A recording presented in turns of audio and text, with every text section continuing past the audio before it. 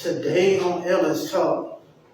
But first, I want to give a shout out to No Politics clothing line, as you see on the shirt right here.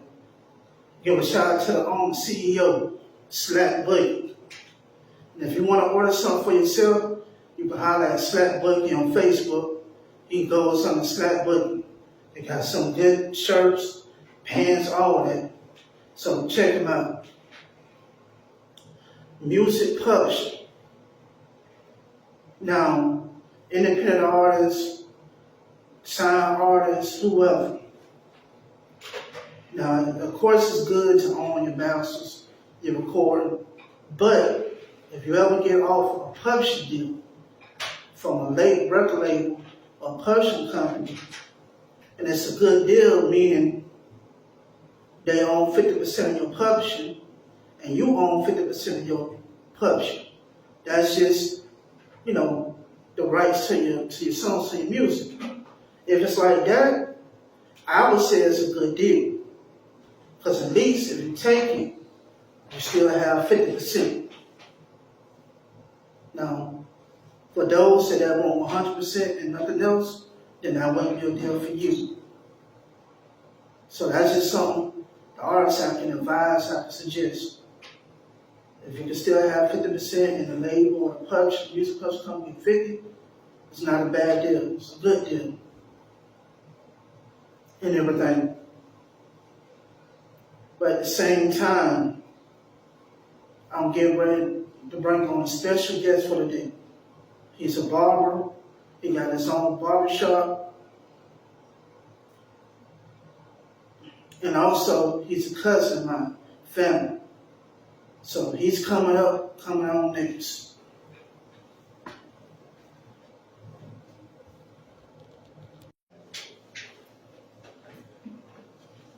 Well, right now I'm about to bring on a special guest, Pucci the Barber. So we're about to talk about some things. You can see everything you got going on.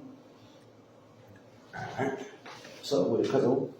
What's good? Not too much, man. How y'all doing out there? What's going on? Pucci P in the house. So when did you first decide you want to start cutting hair? First off. To be honest with you, I'm gonna give you the exact story, cause it's unique family. For me it was I'm trying to think of the exact year, but I don't even remember that. I just know it was my junior year prom. Casey was up at ECU playing football in college, and he came home around this time, around prom time. And, up until that point, Mama had cut our hair growing up. She was our barber because she was a licensed cosmetologist. So she used to cut our hair every time we needed a haircut growing up. You feel me? So we didn't know nobody else touching our hair. I had got a few pop wipes, you know what I'm saying? But Mama was doing it for the free. You already know. So I ended up basically he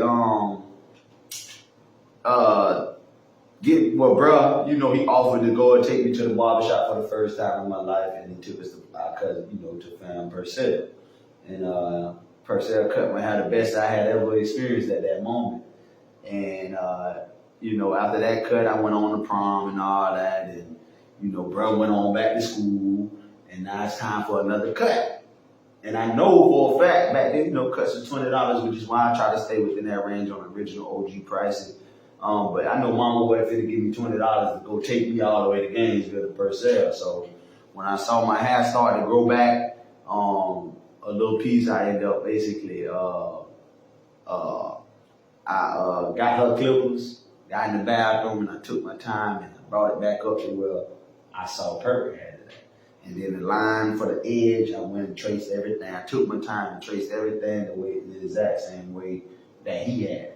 And from that moment, after 6 months, I just kept doing the same thing. Every time I go back, I do it back up. I kept it cut fresh like he had. After 6 months, we at school up there at Santa Fe, and Joe was asking, girl, you know how it be, hey man, I need a haircut. Homeboys are like, man, who cut that hair right now? Da, da, da, da. And shoot, everybody go around the circle, bro, who cut you up, bro? Such and such, man, who cut you up? Such and such. I ain't going to him. Man, Pucci, who cut your hair? Shoot, me. At this time, So I let them know what it was. Like, man, stop lying. Man, I'm for real. I cut my own hair, and I'm fresh because I'm keeping up the same cut that Perk had put on. Excuse me. So basically, that's what got me started, cuz. I started doing it for free. Joe was on the team, football team, teammates in the locker room, bathroom, wherever. I was bringing clippers to school, all that, man. And, it wasn't a lot, but I was doing it. And then when I didn't cut in school, I was cutting at in the shed, the backyard of my mom's shop. And that's what kicked me off. That's what made me start. And it just kind of stuck from there. I went to cutting our little cousins at Sunday dinners. And it just kind of spiraled from there. After a while, I went to charging. I started charging with $5 a haircut. Then it went up to 10, and it stayed there for a long time. And now, shoot, I just basically doubled that. And I ain't greedy. I only want 20 now. So that was my start, man. It started with me not wanting my mama to continue to cut my hair and wanting a fresher cut. So I traced over one of the best haircuts I ever had, and it made me into the beast I am today. So what you say, growing up in all those years, that's how you develop your skills, like being able to cut. Yeah, I would say that because cutting hair is definitely repetition. So when you do something over and over and over again, eventually you find little techniques and little tips and tricks to make it better for you. You know what I'm saying? So for me, it was just that repetition of cutting all my little cousins every single week. We would go to Sunday dinner and stuff like that. From there, I had a couple people, because I was still out, preacher sons be the worst one. So I jumped off the porch a little young, thinking I was missing out on a couple days, and I ended up running into some real big homies. And one of the main ones, I'm gonna shout him out. I got to, because he's the only person that ever really teach me anything with the Clippers. Was my big homie DC Floyd over there in Williston, Florida, man. That was one of the most monumental men on my haircutting journey, because he showed me everything he know without being a gatekeeper. He didn't hold back. You feel me? And I'm talking about everything from razor comb cuts to actual clipper, whatever. You know what I'm saying? The only thing we didn't get a chance to really go over was the straight hair. With most straight hair clients. You know what I'm saying? But as far as cutting hair, but people we see every day, he taught me everything that I knew, other than me being self-taught, you know what I'm saying, with the tips and tricks that I learned. DC Floyd, that's the goal for me right there, you know what I'm saying? That's my big homie to this day, and there's nothing but love and respect for him, you know what I'm saying? I'm really stepping for him, believe that. I think that answers your question. So what you say, being a barber is a life skill. Yeah, we don't always need haircuts. That's true. I say that. I can agree with that and say that. Depending on what type of barber you are. For me, I'm a barber that I feel like a couple of people can relate to in their life. So as far as having it and using it for people to do and deal with their daily life, I say it is for me a life skill. Because it's a skill that I've had for more than half of my life so far. And it's a skill that I'm hoping I won't ever lose. You know what I'm saying? So, I can say yes. I can answer that with a solid yes. Yeah, it is a life skill. And people do need haircuts every day. I just want them to come see me. Straight up. So anytime you cut someone's hair, how much passion goes into that? Oh man, listen. For you, that's a great question, cause, man, I don't do nothing but passion cuts. You hear me? Like, man, that's such a deep question, because I've been going back and forth on what I'm going to name my shop. You know what I'm saying? And I gotta bring that in somewhere. I'm finna take a note right quick. Excuse me, but I got to catch this while it's on my brain right now. You just profoundly asked a question that kind of just solidified something for me that I've been going over in my mind for a little while now. I'm gonna type this voice note. Well, I ain't gonna even do it. I'm gonna just type it in. You know what? Let me go back. But I don't care if you see it because you family.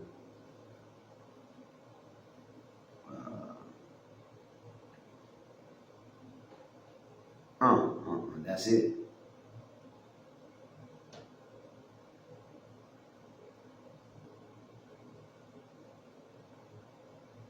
Mm.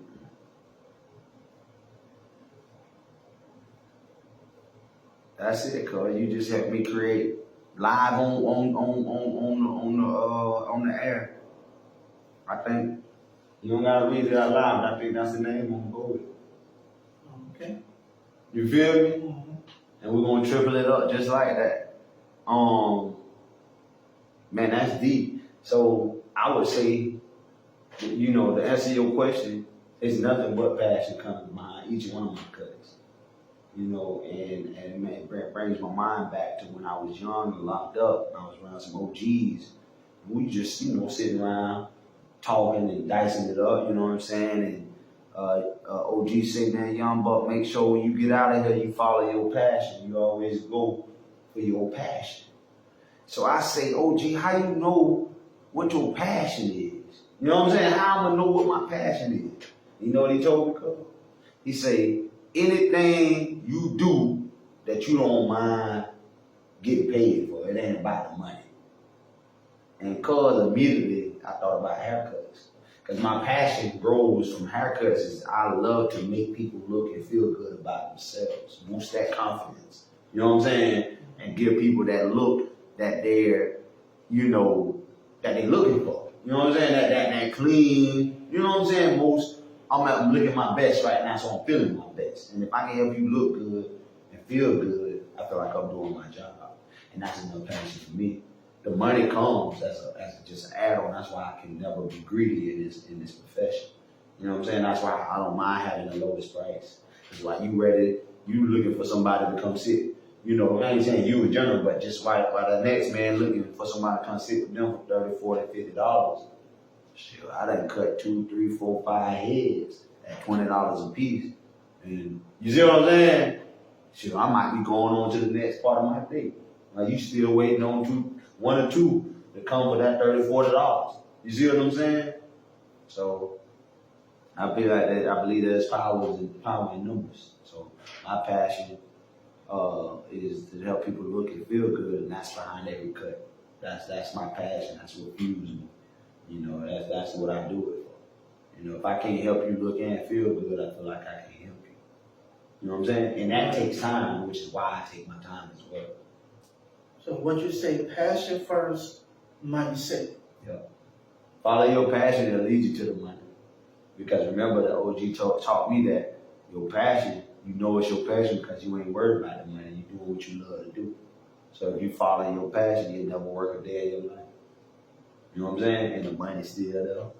You feel me? Needs still being met, and people still feeling their best, looking their best. So I definitely say passion first. Find that passion, and the money gonna follow. Now, as a barber, Mm-hmm. would you say sometimes you might end up in a counsel too? Because when somebody getting a haircut, they be talking about what's going on, the problem, or this and that. Yes. Man, this is my ministry. I'm gonna be honest with you, cuz this is my call. This is what I was called and created and chosen to do. Along with me helping you look your best, feel your best, I'm able to give you certain advice that the Spirit leads me to impart in you while you're getting your haircut to help you also with the inside. So it's not just about the outer appearance. You know, like the scripture says, I don't know the word for word verbatim, but I just know it was along the lines of when Christ was talking to the scribes and the Pharisees. He told them, you wash the outside of the cup, it's the inside that needs cleaning. You see what I'm saying? Your lips are with me, but your heart is far from me. So for me, it's just basically a counselor, motivator, encourager. You know what I'm saying? Sometimes I preach. You feel me? Depends on the situation. You know what I'm saying? But I would consider myself definitely an encourager when I'm with the clippers in my hand, and with the clippers and outside the clippers. You know, behind the chair and beyond. You know what I'm saying? So Definitely, definitely consider myself a counselor. And I've counseled a lot of people that keep it G, whether they like me or not. You feel me? Because Right. God gave me something to tell you, I got to tell you. You feel me? I can't hold that back. Because once I do my part, it's out of my hands. It's in God's hands. So, I would say that. Definitely. Now, as a barber, Mm-hmm. you do all type of cuts? Man, anything would happen. Mm-hmm. I even thought about starting waxing and doing esthetician type work and all, man. Massages. Oh, man, this is just the beginning, man, with what I got going on so far, man. I just had to get my business in order and get myself situated and straightened out. You know what I'm saying? And stop trying to, I ain't gonna say try, just stop being so hardcore. You know what I'm saying? And feeling like I got something to prove when it's already been proven. You see what I'm saying? So, yeah, I'm with you on that one. Now, having your own barbershop, how does it feel to be a business owner? Man, I'm just excited right now. I ain't even been caught up in the feeling of nothing but excitement because it's all new ground for me. You know what I'm saying? I've never taken barbering serious, and I've been cutting hair for 15, almost 16 years. I've never taken it serious until a year ago. And shout out to Peanut Man's for giving me the opportunity to come back home and get established for those 6 months that I worked with him in the shop down at A1. And opened my eyes up to a different side of things that I never, at the point where I was at that particular moment, I wasn't able to view. You know what I'm saying? Until I actually took myself outside the norm. You know what I'm saying? And that's trying to dedicate myself and work on me. And so I definitely say that the experience of going through this journey is more exciting than anything. So it's just nothing but excitement. I haven't really even hit any pinnacles yet, the highs or the lows or anything, because I'm trusting God throughout every step of the way. So I ain't doing this by myself. I ain't doing this at all. It's all, everything you see, everything you hear about from Pucci P is all God. I didn't ask for what I received recently. You feel me? I say my prayers, I make my peace, and I keep putting one foot in front of the other. You know what I'm saying? So it's really just the work of God, and that keeps me excited in itself. And it keeps me humble and motivated to continue to keep it up. You know what I'm saying? So. Now, would you be passing down generational wealth to your kids? Will I be passing down generational wealth? Yes. You know what? It's funny you asked me that because lately I've been doing so much research and studies outside of barbering that whether I cut hair or not, that's always going to be the goal. Titles, deeds, land, all that kind of stuff, man, that's mandatory for the babies, which is why I sacrifice a lot of stuff. And I don't allow the right hand to know what the left hand's doing. That's how I move. But I let my kids see what they need to see, so that when I'm not around, they always have their eyes on what they need to be viewing. You see what I'm saying? So definitely, the barbering will be a small portion of that wealth transfer, but it's gonna come through knowledge, and I'm gonna make sure I instill that knowledge in them babies, so that they'll be able to they can be, like the word said, they can be in the world, but not of the world, be not conformed. You see what I'm saying? So that's how I'm bringing my kids up. I let them not see me. I don't celebrate any holidays. I celebrate them. You know what I'm saying? I come for the family gatherings and the fellowship and all of that. I won't ever despise or neglect or anything like that, the fellowship of my family. But most importantly, I just want to raise up my children and how God is leading me to raise them up. So as far as it said, wise man leaves an inheritance for his children's children. So ultimately, that is a goal of barbering. Just to answer your question in the small talking, that's just a small aspect of that. But definitely is part of the plan. So would you say you're working for your last name, not your first name? You know what, cuz, with my views of how I operate, I hang up the bloodstained banner of God, and and do everything in his holy name. In the name of Jesus Christ, Yeshua, from the Creator, Most High Yahweh. You know what I'm saying? I make sure that it's done in his name. Because if I take care of his name and then say, if I be lifted up, I draw all men unto you. So for me, it's just basically humbling, staying in a humble position, making sure that I reverence him in everything I do and my way. He said the steps of the righteous are ordered by the Lord. So if I take care of his business, he's gonna take care of mine. And it don't matter what my name is at that moment. You get what I'm saying? It's gonna be what he wanted to be. You feel me? So I can't answer to say yea or nay to that. I just know that if on one hand, if we looking at it, the name Hunt will be remembered even more than it already has been from my father, his father, and so forth. And I'm just trying to bring more good to it, if anything. So. Now, you grew up in a church. Definitely. And so at what point of growing up did you start your personal relationship with God for yourself? Ooh, so let me tell you, it's different strokes. It's different strokes for different folks now. So what may have worked for the one person or the two people over there ain't working for nothing in this household over here. You see what I'm saying? So now I've been the prodigal son. I've definitely rebelled. You know what I'm saying? And I've gotten a whole slew of life lessons learned, like embedded, you know what I'm saying, in my brain just from the experiences that I put myself through, along with me putting my parents through. So there's always a lesson to be learned in everything. It's a lesson or a blessing, but a lot of times people don't realize that those lessons are already blessings. You see what I'm saying? So I believe that before, and that's crazy because I just had this talk before I came over here with my spiritual twin, my cousin Deontay D. Lee. Shout out to D. Lee, by the way. It's nothing but blessings, nothing but love. Man, before Jeremiah chapter 1, it reads to us that before he formed us in the womb, he already knew us. You see what I'm saying? And so my walk and my journey was already began, whether I had the knowledge and experience that I've received along this walk, but it had already been. You see what I'm saying? That relationship is already there because I didn't call or choose myself.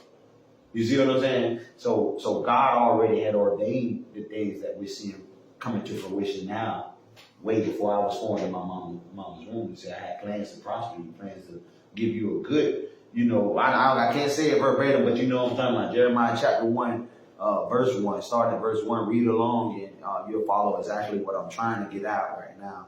But I would say that my journey began from my birth, from my conception in the womb.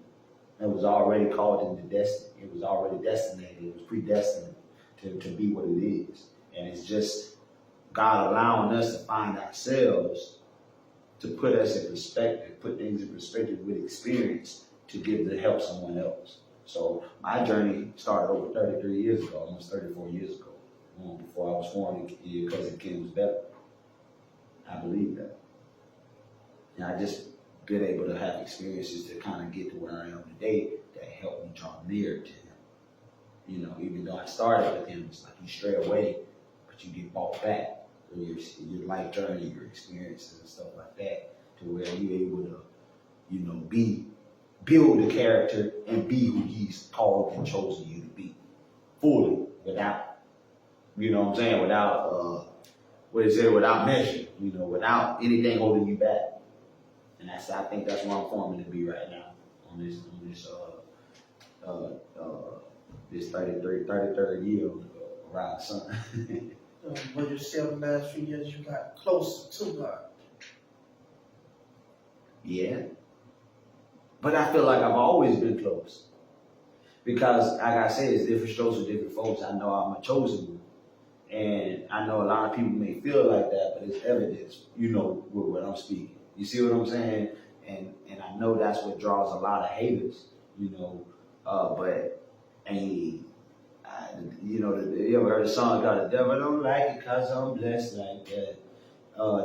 That's part of my journey. Was that I was close to him from before he formed me in the womb. And it's I've strayed away, and every time I come back, he's embraced me even more. So yeah. In the short answer, yeah, I can say that. But with detail, it's like I've never been apart like that because everything that happens, our lines are just a blip. You know, it's a short time here. So I've always been in his bosom.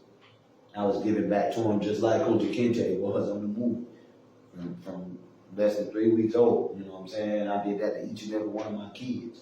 You know what I'm saying? So it's just difference of how you move. And, you know, everybody has different views. You know what I'm saying? But I would say, yes, I have been closer than I've ever been. But then again, really have I? Because I never left his hands. I've always been in his hands. You see what I'm saying? So it's like a kind of twisted answer, but that's really me. You feel me? So do you think someday you might want to go into ministry for yourself? I'm already there. Every day I unlock that shop and I pick up the clippers, even over the last 15, 16 years of me doing that, it's always been there. You know what I'm saying? It's always been me set apart, peculiar, that weirdness. You know what I'm saying? The anointing that I carry, that I possess in this vessel, you can't contain that. You know what I'm saying? And when the Holy Spirit flows and he moves, you either with it or you ain't. Like the scripture says, he that has an ear to hear what the Spirit is saying, let him hear. You feel me? So I would say that, I'm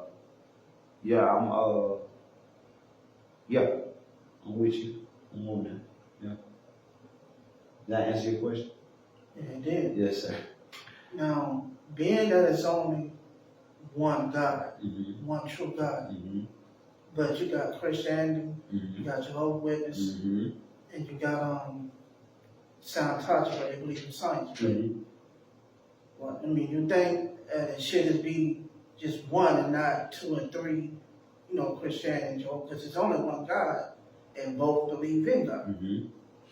First thing that comes in my spirit on that is that the house divided can't stand. You see what I'm saying? And we know that God is not the author of confusion. So anything that comes in your life that tries to destroy what God has already set is nothing but the work of the enemy, because if it confuses you, it has to be the enemy's head poking in somewhere. You see what I'm saying? That just construes your vision the way you can't see straight or vividly like you should be able to. You know what I'm saying? So yes, I do believe that it is one God. You're right, correct, and that there should be one way, and that's what if you really know what's going on right now in the world, that's what's happening. Everything is realigning back to how it originally was. Money, all this technology is gonna go away, all that. You see what I'm saying? Nothing new under the sun. It's all finna fall back to where it was. That's why we need to be learning how to farm. You know what I'm saying? We need to be going and marking our territory, getting into the right way, studying to show ourselves approved as workmen unto God. We need to not be ashamed, rightly dividing the word of truth. That is important, because if you are in that area and that connection, and you know that you're connected to the source, you can't, that one source, not meaning like you know what I'm saying, that's what I'm saying, I agree with you, that one source is going to make everything okay. It's like a connected rope that even though it's dark and the water, if I'm drowning out here and they throw me that life raft and I put it there, I get it in the inside, no matter what go on in the water, because I go underwater, somebody on the end of that rope can always pull me in. And there's only one rope. You see what I'm saying? So I'm trying to get to one place, that's dry land. There's not many ways to do that when you're trying to be saved. You see what I'm saying? It's just a lot of things can happen in the midst of that. That makes sense? It makes sense. Yes, sir. I mean, for those who don't know, and they'll ask somebody, oh, what does it mean to be saved? What does it mean? What would be saved? Well, how would I respond to someone asking what does it mean to be saved? And what you say from, they might say that too. The first thing for me is to go to the Word. You know what I'm saying? Because that's all we have when we don't know. You feel me? If God doesn't quicken your spirit to give you something to speak, and you're not instant, in season and out of season, to be able to dwell on whatever needs to be said at that moment, then you have that word to fall back on. If ain't nothing else, then we're going to go back to the foundation. You get what I'm saying? So I would go to the Word when Christ told whomever believes, you know what I'm saying, the Son, that I come and dwell and live, that they shall be saved. And you say, call upon me, I show you. Jeremiah 33:3, he said, call upon me, I show you great and mighty things which I know of not. So if you believe and confess with your mouth that Jesus is come, or Christ Yeshua has come, and that is God in flesh, and has brought on and he's bared everything that you can ever go through while carrying on this vessel, that you will be saved. You can receive the Holy Spirit. You can receive forgiveness. You can receive an infinite love, amounts of love, understanding, wisdom, knowledge. You have what you ask because you ask in that name. You understand what I'm saying? So to just believe is the main thing that I would encourage someone to do if they want to know how to be saved. Believe. If you can't do anything else, just believe it. You can't see that, but we all believe we can breathe. You feel where I'm coming from? So yeah, you may not have seen any of these aspects, but the fact that you're able to read it and see it on the pages, believe what you read, what you're asking him for, what you believe everything about it, and you will be saved. I believe that. Is that clear? Very clear. Now, over so long the years, Hollywood, when they make movies about Jesus, they have him as white. That's true. I don't believe he's white or was white. So, what you think his race was? Egyptian, African? So now I don't really, because me, man, at this point in life, a lot of us got something in us we don't even know about. You know what I'm saying? Just because of the rapes that are taking place over time. And, the evil has run rampant over the earth. But that ain't stopped with your original blood. It should just be one, say that faith the size of a mustard seed, it'd be one drop of his divine, the tribe of Judah be in your lineage, then you say you automatically grafted. You see what I'm saying? You just have to come to the believing of that. You see what I'm saying? That's the process of being saved also. But I've never been caught up on race. One of my best friends is a white man. And I love him just like I love my other best friend, who's also a black man that I grew up with a little bit longer than him. But they get the same amount of respect no matter how far we go without seeing. But just to get back on topic with the question, I would say that he was definitely, for him to be able to do some of the things that the Bible mentions, like blend into the crowd when he was over and when he fled from those who were trying to kill him, and he was able to blend in easily. Well, that's because he looked just like them. And where were they in the Middle East? They were of a darker complexion than the lighter because of the sun. You see what I'm saying? Now, you want to go into where they say his skin was as bronze, and he had that hair with wool. Come on, man, that's obviously describing somebody about ethnicity. You know what I'm saying? But as far as where we are now and how evil things have gotten, I don't think it matters at this point. You see what I'm saying? Now, at one point, it may have when God had certain rules and regulations, like don't go over there and don't mix with that. You know what I'm saying? Try to keep your lineage pure and clear. That's of the Old Testament. But see, when Christ came down in the flesh to dwell, that changed all that. He fulfilled all of that. So whether he was white or black, it's not of interest to me because it really truly matters what he did for me. And the fact that he died for all the wrong that I could ever accomplish down here on earth. And that his love is never ending. And that he'll always be there if I need him. And he's shown himself mighty in my life multiple times. From being on the verge of death to all kinds of stuff happening. And I've been able to go to my root and just pray. Not caring what the color was, but I need you right now, Lord God. You understand what I'm saying? I need that healing. I need that deliverance. I need that breakthrough. And every time he answered me. And he didn't care what condition I came to him in. Neither my brothers that are white. You see what I'm saying? When they came to him for the same scenarios. Now, if it goes down to where you have separations and, they talk about the 144,000 and all of that, I feel like once that day come, say, behold, then he say, Paul, like I'm going to say it the way Paul gave it to us in the New Testament. He say, we don't know when that great day comes, what that new body is going to look like. We don't know what color it is. You see what I'm saying? So that showed me there that it doesn't really truly matter because when that day comes, we'll know everything we need to know. Until then, you go for what you know and hold on to that foundation on it being built on Christ, on that word, and you build up and learn and experience from there. So I would say that definitely of a darker complexion, but for me to be able to just say whether he was black or white, Sure, he could have been a white man with a bad suntan. You know, I don't know, but I don't think that's going to stop me from reaching where I'm trying to go as well. That's what I'm trying to get to. Now, over so many years, you know, when we hear about sin, hurt a lot. Mm-hmm. So would you say that sin is disobedience towards the will of God?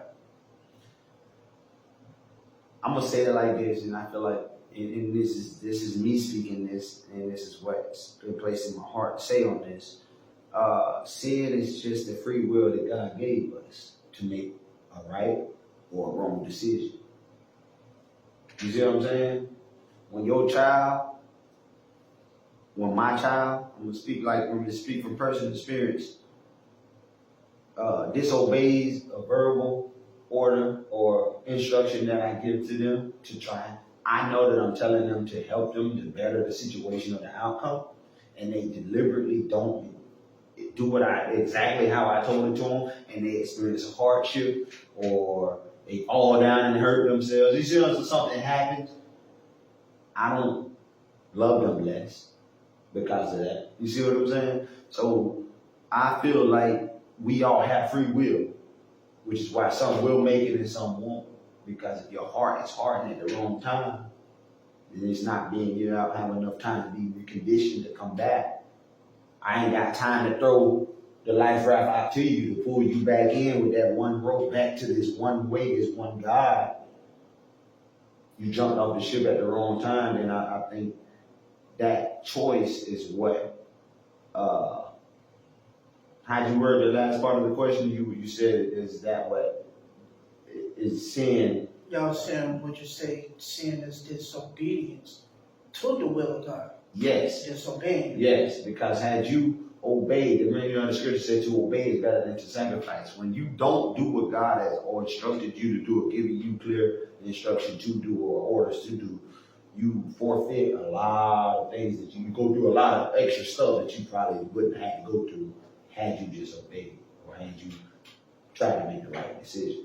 So ultimately, yes, sin is disobedience to the will of God, but more importantly, I think that sin is mostly the free will that we have that God has given us because He loves us to not force us to do His work or His will, but to lovingly come and present ourselves. You see what I'm saying? And in spite of what else we got going on, when you come and love me willingly. You know, in spite of your sin, in spite of you living any kind of way, because God think, because I get saved today and I smoke cigarettes or I smoke weed or I drink, don't mean that I'm not saved, even though I know me smoking and drinking ain't the will of God. But I'm not delivered. I'm saved, but I'm not delivered. So therefore, if I have not been delivered from that area of my life, that doesn't make me bad to where I won't make it to do what God created me to do. You see what I'm saying? So, yes, but more importantly, that's that free will that God gives us that should draw us. You see what I'm saying? That should draw us to Him. And once we're drawn to Him, I think there is where it becomes more and more important to make those right decisions so that you never know who's watching around. That's going to be encouraged because they see you walking in the right direction. And they're going to come walk close behind you. They may not walk beside you, but they may be 10 steps behind you. You don't even know because you ain't looking back. I'm moving forward. But that's when you keep on keeping it. So be not weary of well doing, making righteous decisions. I'm going to choose the right way. At one point, I used to choose the wrong way.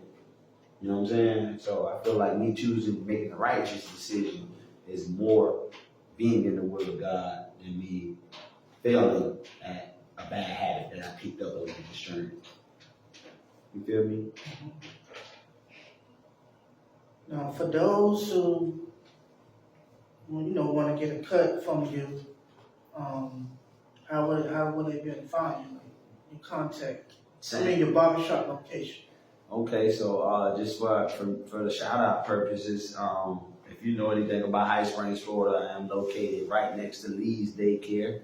That's in the hood, right across from the park. So my building is definitely going to be the first building once you make that turn on Douglas Street, right before the daycare. We sit side by side. So that little beige building that's right there, that's where I'm at. The address is 18155 Douglas with 2 S's Street, High Springs, Florida 32643. My phone number, direct line of communication, is 352-514-5844. You want to reach me, just reach out, man. Even if it's deeper than a haircut with me. Man, it's just so much that God has in store for those who love Him, and say all things work together for good for those who love Him and called according to His purpose. I believe that. So reach out and let's just see what God has in store. But if you're looking for a haircut, we're gonna knock that out of the park every time. They call me Steph Curry lately. I ain't missing. So you wanna give any shout outs? Hey man, I think I've done enough. Shout out to God, big God, Yahweh, the real creator, the one creator of all things. And of course His Son, Him in the flesh, Yeshua. Without Him, none of this would be possible for me to receive the forgiveness that I've received. Shout out to everybody that's doing what God created them to do, that He's called them to do. Shout out to yourself for just being willing to do what God has called you to do. Shout out to the ones that ain't quite got it together yet. Shout out to the ones that's on the verge of getting it together. Shout out to that little boy, that little girl that don't understand what they're going through, but be knowing that God will make a way. Hey, man, shout out to just being able to shout out at this moment, man. It's my first time, and I'm grateful for this opportunity. Hey, man, God be the glory forever and ever. Pucci, thanks for your time. It was a pleasure, man. Same here. Reach out, and I look forward to doing the next one with you as we progress. Right. Yes, sir. And let's talk on to the next one. Hey.